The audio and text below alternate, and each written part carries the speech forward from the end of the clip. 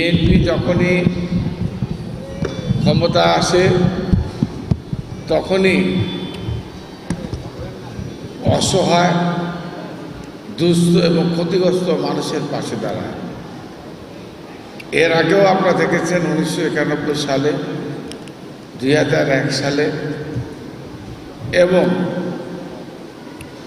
তার আগে শহীদ প্রেসিডেন্ট জিয়াউর রহমান সাহেব যখন ক্ষমতায় এসেছিলেন, আমি মনে করি যে বিএনপি সবসময় দেশের মানুষের কল্যাণের জন্য এই সমস্ত অর্থ সাহায্য বিএনপি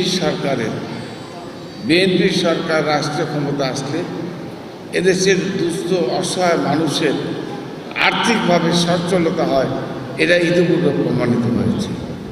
প্রত্যেকটা দুস্থ, প্রত্যেকটা পঙ্গু, প্রত্যেকটা নেতাকর্মী যারা বিএনপির জন্য মার খেয়েছে, আক্রান্ত হয়েছে, প্রত্যেকটা পরিবার পাশে বিএনপি দাঁড়াবে ইনশাআল্লাহ।